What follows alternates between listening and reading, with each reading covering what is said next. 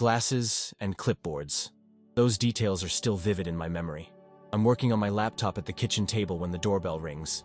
Through the window, I see two guys in navy blue polo shirts, standing formally on my porch. Miss Williams? We're from the Homeowners Association. We need to discuss some violations at your property. I open the door, confused. I only moved into this complex 3 months ago and barely know my neighbors, let alone the association's rules. Subscribe to the channel and hit like to get access to more stories like this.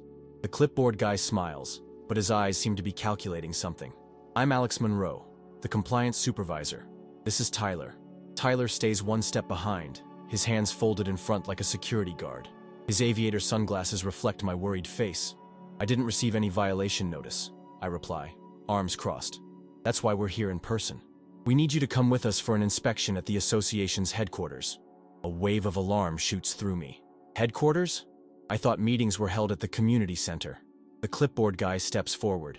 New policy. If you could come with us? I glance past them and see an unmarked white van parked by the curb. No logo, no visible numbers. Let me grab my purse and lock the door, I say, trying to stall for time. But when I turn around, I feel fingers grabbing my wrist. Not necessary, says Alex, his tone suddenly different. The move is quick. Tyler appears by my side and together they start dragging me outside. I try to scream, but a hand covers my mouth. My feet barely touch the ground as they haul me toward the van. The roar of an engine shatters the silence of the street. Amid the panic, I recognize the distinctive sound of my brother's Dodge Ram, the same one he promised to show me when he returned from his last deployment. It shouldn't be here today. A red pickup roars onto the corner. The men freeze for a second, long enough for me to bite the hand covering my mouth and scream. Connor doesn't slow down. In fact, the Ram speeds straight into the side of the white van. The impact is deafening. Twisted metal, shattered glass. The van's windshield implodes from the precise hit of the pickup. I'm thrown to the ground along with my captors. When I lift my head, I see Connor leaping from the Ram, moving with that precision only 6 years in the Marines could teach. "Sam, hit the ground," he yells, his voice carrying the same authority he had in Afghanistan. I obey instinctively and throw myself onto the lawn as Connor advances. There is no hesitation in his movements. Years of hand-to-hand combat training show in every deliberate step.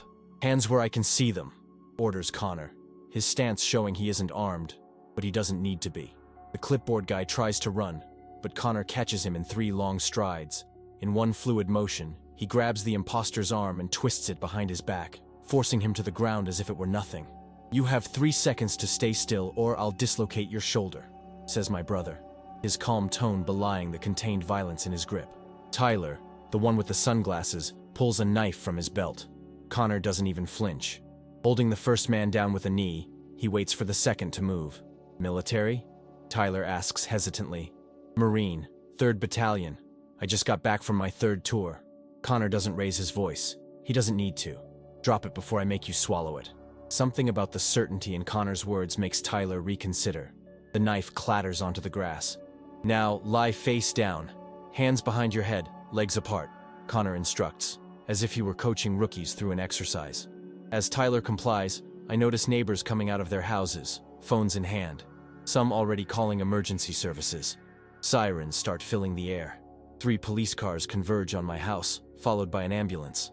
The officers come out with guns drawn, but soon they realize the situation is under control. "They're all pinned down, officer," explains Connor, still in position.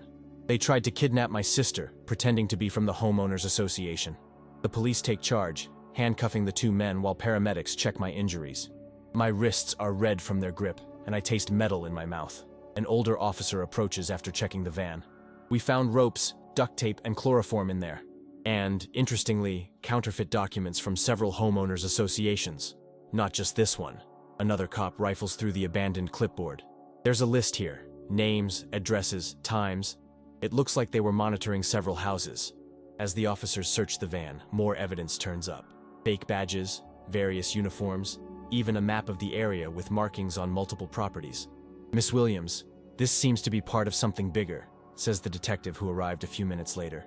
"We'll need your full statement at the station." A week later, I'm sitting in the conference room at the local FBI office. Special Agent Rodriguez slides a folder across the table. "What happened to you wasn't an isolated incident," he explains, opening the folder filled with surveillance photos. These men are part of a network operating in 3 states, targeting specifically newly built communities like yours. The photos show the same men in different disguises: delivery drivers, public utility technicians, inspectors. Always with clipboards, always with that official posture we rarely question. Why our complex? I ask, thumbing through the documents. New communities are perfect targets. The residents don't know each other. They don't really know who belongs and who doesn't. Without community bonds, there's no mutual oversight. The agent pauses. We found your file in the van. You were marked as a priority target, along with more than 60 people. My stomach flips. Priority target? Women who live alone, remote workers, seniors, people they consider easy, Rodriguez explains bluntly. Thanks to you and your brother, we dismantled an entire cell. But there are others out there. Walking out of the FBI office, the reality hits me. I wasn't just a victim of an attempted crime. I was part of a larger pattern made possible by the isolation we allow in our communities. The sun sets over Connor's house as I watch my brother grill in the backyard. It's been 3 weeks since the incident, yet I still jump when the doorbell rings. I still check the face of every uniformed person I see on the street. I still wake up in the middle of the night, sweating, dreaming of hands dragging me into a windowless van. You're being quiet, observes Connor as he flips the burgers on the grill. The smell of grilling meat fills the air, but my appetite disappeared weeks ago. I'm processing, I reply, twisting my fingers around the beer bottle I barely touched. Agent Rodriguez called this morning. Alex Monroe and Tyler Trent are in jail without bail. Apparently, they've already kidnapped 3 other women in nearby complexes. Connor nods, his face remaining calm, though I can sense tension in his shoulders. I recognize that look, the same one I saw on our video calls when he was overseas, trying to appear calm while hiding the weight of his missions. Sam, I have to tell you something, he says, lowering the spatula. I wasn't planning on coming by that day. I frown, confused. What do you mean? Something was off. Connor shuts the grill and sits in front of me. I called to check if you wanted me to bring those Belgian chocolates you love, but you didn't pick up. I called again, and again. On the 4th call, you answered and hung up immediately. My stomach twists. I never got those calls. Exactly. I've spent enough time in conflict zones to know when something doesn't add up. He takes a swallow of his beer, his eyes fixed on the horizon as if he were still reliving that moment. I dropped everything and drove like crazy to your house. When I turned the corner and saw those guys dragging you, his voice falters. Connor, you saved me. I almost didn't make it, Sam. For the first time since the incident, I see my brother's military facade crack. His hands that subdued 2 men with ease, tremble slightly. I keep replaying that moment. What if I'd arrived 2 minutes later? What if I'd ignored my gut? I reach for his trembling hands and squeeze them tight. But you made it. We sit in silence for a moment, the sizzle of the grill filling the space between us. The hedges around Connor's yard isolate us from our neighbors he probably barely knew, and I, not really knowing mine. I've been thinking a lot, I finally say.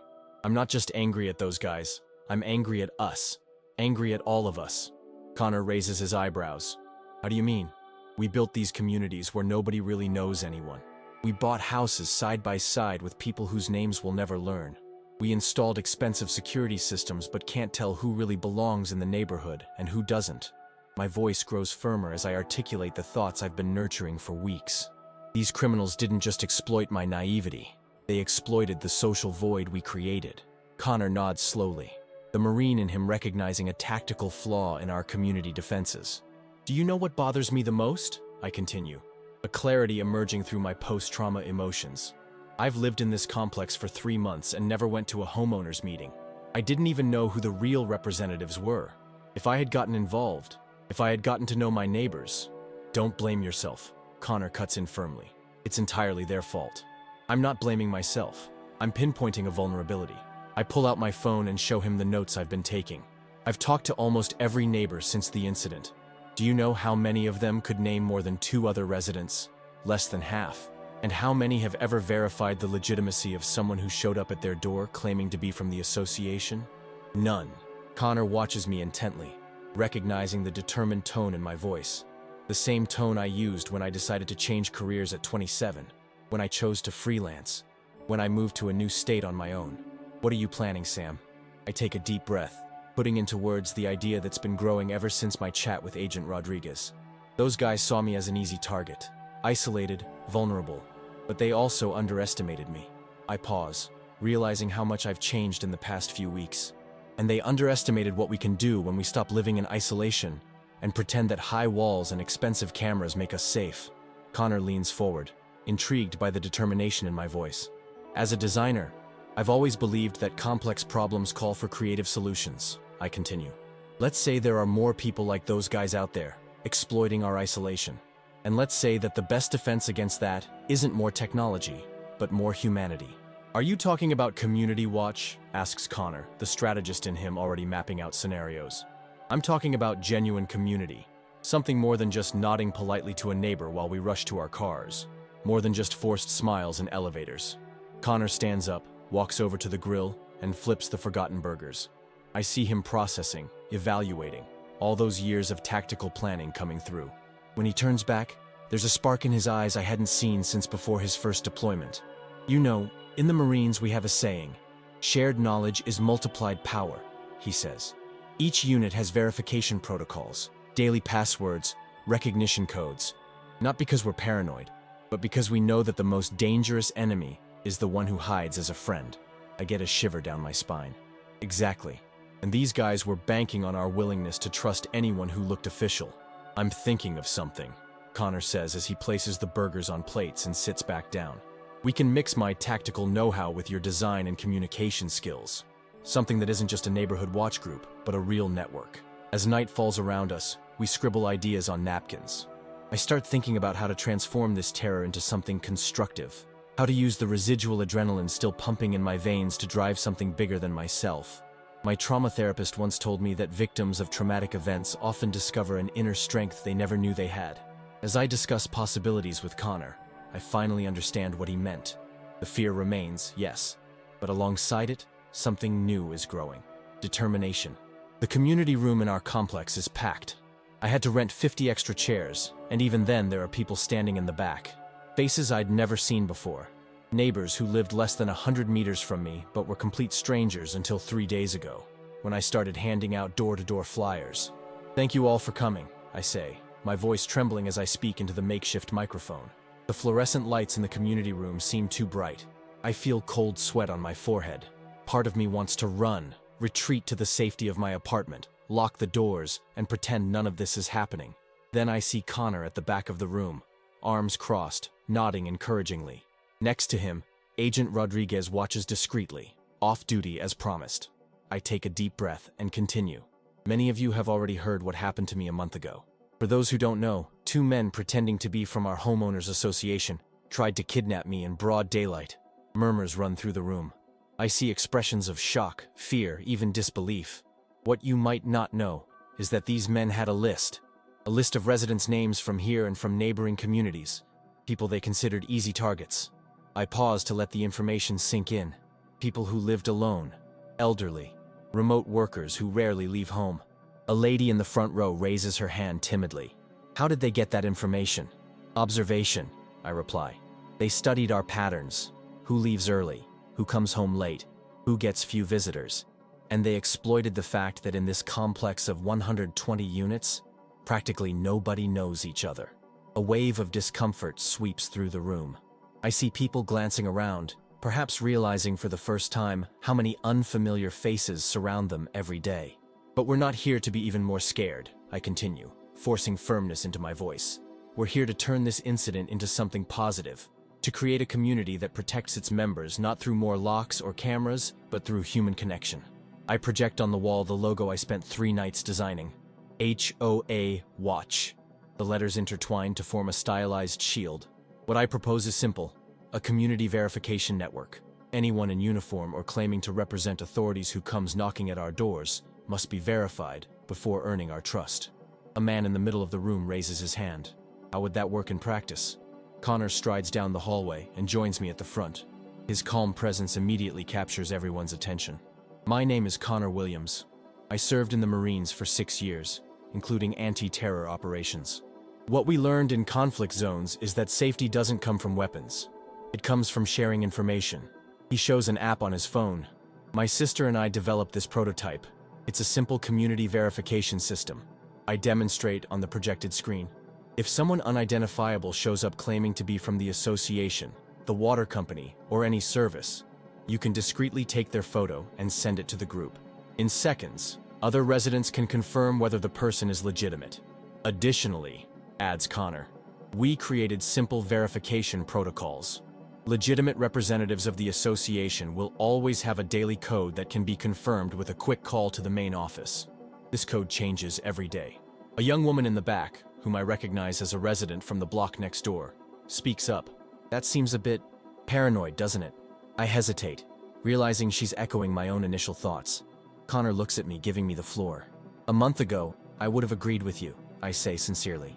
I'd have thought this was overkill, that things like this don't happen in neighborhoods like ours.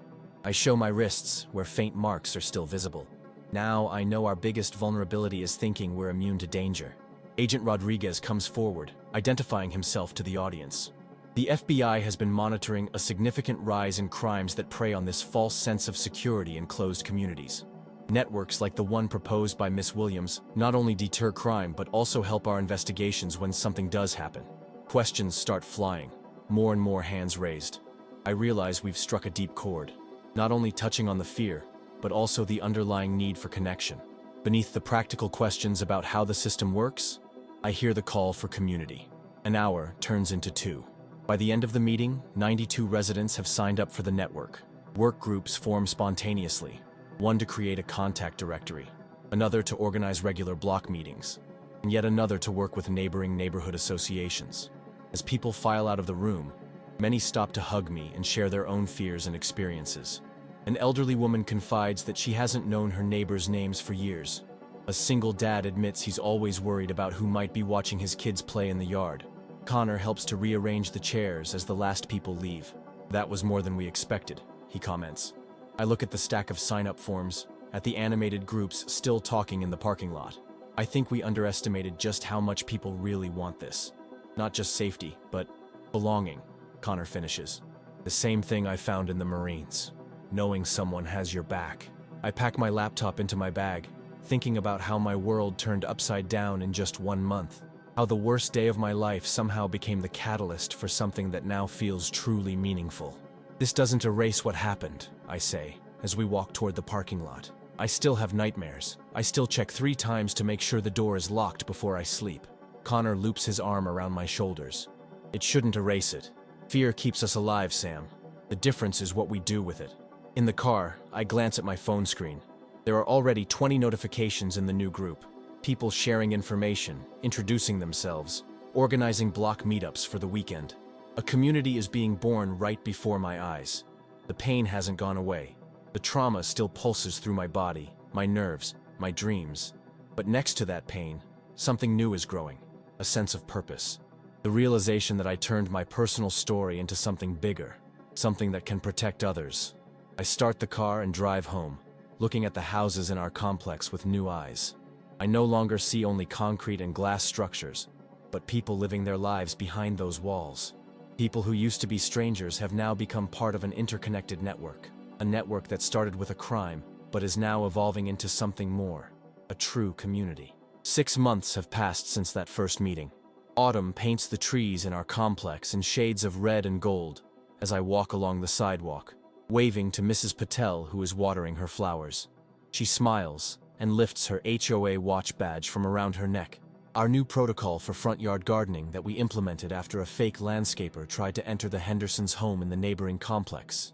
"Good morning, Samantha. Are you going to the monthly meeting?" she asks as she turns off the hose. "Yes, I have a few updates to share," I reply, adjusting the strap on my bag where I carry my laptop with the new app designs. What began as a simple messaging group evolved into a full-fledged app, thanks to a retired developer living at the end of the street. Now we have a real-time verification system, with QR codes for legitimate visitors, and a database of approved service providers. When I get to the community center, I see the parking lot is packed, a big change from the deserted meetings before. Inside, the chairs are arranged in a circle instead of rows, a small change that made all the difference in the discussion dynamics. "We're packed today," comments Connor, who is setting up the projector. "My brother moved to a house 2 blocks from mine 3 months ago, when HOA Watch began expanding into other complexes. I look around and see familiar faces. all connected by a shared experience that transformed our community. There's Frank, the retired accountant, now managing our visitor verification system. Maria and her husband, who organize the monthly block parties. And the Jensen teens, who created a version of the app just for kids and teenagers. Before we start, I say once everyone's settled, I want to share some important news. The murmuring quiets down as all eyes turn to me. I still can't believe that an introverted designer who barely talked to her neighbors is now standing in front of a room full of people. I got a call from Agent Rodriguez this morning. Alex Monroe and Tyler Trent have been sentenced to 20 years in prison. Their whole network has been completely dismantled. A wave of applause and relieved sighs spreads through the room. For many here, those names represent not only the men who tried to kidnap me, but also the symbol of a vulnerability we all once shared. But that's not all, I continue once the noise dies down. The FBI has identified 3 other similar networks operating on the East Coast. And I pause, weighing my words. They're even using our HOA watch model as part of their prevention program. Connor stands up and comes to the front with me. What began as a response to personal trauma has turned into a national model, he explains, projecting a map on the screen that shows bright dots representing communities that adopted our protocol. 27 complexes in 4 states have already implemented systems based on ours. I feel a lump in my throat as I look at the map. Each point represents protected people, strengthened communities, potential victims who will never know the terror I felt that day. But HOA Watch was never just about security, I continue, moving to the next slide that shows pictures of various community events held over the past months. It was about rebuilding something we lost long ago, that sense of belonging to a place, the connection with the people who share our space. At the back of the room, I notice a woman I've never seen before, watching intently. When our eyes meet, she gives a shy smile. Now, I say, returning to the main topic, let's get to this month's updates. Connor will talk about the new protocol for deliveries, and then Dr. Martinez will present the results of the survey on how the program has affected residents' sense of security. As I step away from the front, the unfamiliar woman approaches. Miss Williams? She says softly. My name is Rachel Cooper. I moved into Oak Ridge last week. Oak Ridge is about 20 minutes from here, one of the newest complexes in the area. I heard about what happened to you, she continues, and about what you built afterwards. And, well, last week 2 men knocked on my door saying they were gas inspectors. I feel a familiar chill run down my spine. And I remembered your story that I read in the paper. I asked for their ID and said I needed to check with the company first. Her voice falters. They just left. Quickly. They even left a clipboard behind in their hurry. Connor, who had quietly come over, exchanges a look with me. Did you report that to the police? Rachel nods. Yes, and they connected it with 2 other similar incidents in the area. But what I really want, she takes a deep breath, is to bring HOA Watch to our complex. By the end of the meeting, Rachel leaves with a full package of materials and Frank's contact, who offered to help with the implementation at Oak Ridge. I watch her go, animatedly talking with other members, no longer a stranger, but part of something bigger. It's amazing, isn't it, says Connor as we organize the chairs, how something so terrible ended up creating so much good. I pause for a moment, thinking about all the layers of change that have taken place since that day. You know what's really powerful? We didn't just drive away predators. We rebuilt something we didn't even know we'd lost. He nods in understanding. In the beginning, HOA Watch was about checking uniforms and IDs. Now it's about knowing the name of the elderly neighbor who lives alone and needs help taking out the trash. It's about teenagers having trustworthy adults to call when their parents are busy. It's about sharing meals, tools, and knowledge. As we leave the community center, I watch dusk settle over the houses. Lights come on in the windows. Families gather for dinner. They're no longer just anonymous structures to me. I know the stories behind each door, the names of the kids riding bikes on the sidewalks, the challenges every family faces. Want to stop by Dave's for a coffee? Suggests Connor. He's testing out a new blend. Dave's was a near-failed coffee shop on the corner when we started HOA Watch. Now it's become the unofficial community hub, where watch groups meet, where newcomers are introduced, where seniors gather for their weekly chess match. Sure, I reply. I need to show him the new designs for the Fall Festival posters. Summer has come again, marking 1 year since that life-changing day. I'm sitting on my porch with my laptop, finishing a project for a client while I watch the street. The same street where I was nearly dragged into a van. The same house where I once lived in near-total isolation. Everything seems the same, but everything has changed. My phone buzzes with a notification from the HOA Watch app. I check it immediately. It's become second nature, just like locking the doors or looking over your shoulder in an empty parking lot. Some habits born of trauma stick around even when the sharp fear fades. 2 men in blue uniforms near the Clark's house. They claim to be from pest control. Can anyone confirm? The message is from Joanna, a single mom who lives 3 houses down with her 2 teenage daughters. Within seconds, several responses pop up. Not expecting any pest control today. I asked them to show ID. They were reluctant. I'm calling security. The pickup has no official logo. I snapped a picture of the plate. Connor appears on my screen in a video call through the app. I'm 2 minutes away with Frank. Can you keep an eye on them discreetly? I close my laptop and grab the binoculars that now sit strategically by the window. From my high vantage point, I can see the 2 men talking at the Clark's door. Their movements seem rehearsed, not natural. One of them keeps glancing out at the street, alert. Definitely suspicious, I confirm to Connor. The one on the left keeps watching the street. That behavior doesn't match legitimate service providers. We're on our way, Connor replies. The cops have been notified. I watch as my brother and Frank, our 68-year-old security coordinator and ex-cop, approach casually down the sidewalk. At the same time, neighbors from nearby houses coincidentally come out to water plants, check mailboxes, or walk their dogs. An invisible web of protection forms, quietly surrounding the strangers. The men notice. I see the exact moment they realize they've been spotted. The slight stiffening of their posture, a quick exchange of glances. They hurriedly say goodbye to Mrs. Clark and quickly head for their van. But it's too late. An unmarked police car blocks the street's exit, and another appears behind them. In minutes, the officers are checking the van while the 2 men get questioned. I head down to the street and join the small group gathered at a safe distance. Mrs. Clark, a 70-year-old widow, is trembling slightly as she explains what happened. They said the complex had scheduled a mandatory pest inspection, she recounts. When I asked to see the day's verification code, they got confused. When I insisted I needed to call to confirm before letting them in, they started pushing, saying there'd be a fine if I refused. Just the way they operate, comments Connor, who has joined us. Intimidation disguised as authority. Officer Jensen, our local police contact, and now an honorary member of HOA Watch, joins the group. We found burglary tools in the van, along with several fake IDs. Looks like they were scouting for empty houses to rob, taking advantage of summer vacations. They picked the wrong neighborhood, Frank says with a satisfied laugh. As the men are loaded into the patrol car, I feel a mix of emotions. There's still a distant echo of fear. The sight of those uniforms, that clipboard, that authoritarian stance still hits deep. But alongside that fear is something much stronger, a sense of collective power, of control regained. Later, as I sit in the weekly meeting of the HOA Watch Main Committee, I reflect on how we turned a community of strangers into an interconnected network of mutual protection. At the table are representatives from every part of the complex. Young professionals like me, families with kids, retirees, people from different backgrounds united by a common purpose. Today's operation was a success, says Connor, who chairs the meeting. But we need to stay alert. Summer always brings an uptick in this kind of activity. The new daily codes are working perfectly, adds Maria, our tech coordinator. Since we implemented them, we've seen 100% compliance among legitimate service providers. The meeting goes on with updates, planning, small tweaks to the system we built together.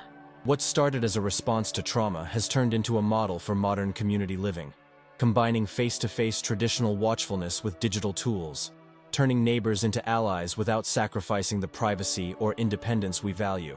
When the meeting ends, I walk home with Connor. The sun sets, painting the sky in hues of orange and purple, while kids play on the sidewalks, safe under the watchful eyes of several adults who now know their names. Have you ever thought about writing about all this? Asks Connor. Your experience, how you turned something so terrible into, well, all of this? He gestures to the neighborhood around us, to people greeting each other by name, to the discreet HOA watch signs on windows. Maybe someday, I reply, noticing 2 unfamiliar men slowly walking on the opposite sidewalk, looking too interested in the houses. I share a look with Connor, who's already noticed the same thing. Quietly, I pull out my phone and snap a photo, sending it to the alert group with a brief description. Within seconds, I see neighbors appearing on their porches, others heading out for walks that happen to be in the same direction as the strangers. There's no hostility, no confrontation, just presence, observation, a silent message that this space is protected. The men, sensing they're being watched, quicken their pace and soon turn the corner, leaving our territory. They might be nothing more than innocent visitors, or they might be scouts for a larger criminal network. Either way, they found a community that's awake, vigilant, and united. A year ago, I was just another woman living alone. An easy target, I say as we reach my house. Now you're the person who changed the meaning of suburban community for hundreds of people, completes Connor. I smile and wave to Mrs. Rivera, who is out walking her dog across the street. She waves back, raising her phone as if to say, I'm keeping an eye. You know what impresses me the most? I say, as we climb the steps to my front porch. It's not just that we're safer now. It's that we're really living as a community, not just living near each other. Connor gives me a quick hug before heading to his own house 2 blocks away. That's what sets HOA Watch apart from just another security system. It's not only about keeping the bad folks out. It's about letting the good ones in, I add. I go inside, leaving the front door unlocked. Connor will be here in an hour for our weekly dinner with a few neighbors. From the window, I can see families gathering in the small community park we opened last month. The emotional scar of that terrible day will never fully vanish. I still double-check IDs. I still jump at unexpected noises. But around these scars, we've built something resilient and beautiful. A true community, woven not only by shared fences but by mutual care, conscious watchfulness, and the deep understanding that real safety comes from people looking out for one another. Subscribe to the channel and hit like to get access to more stories like this. The nightmare I lived turned into a collective awakening. And as I look out the window at the neighborhood, I finally know, house by house, face by face, story by story, I feel a quiet certainty. I'll never be an easy target again. None of us will be.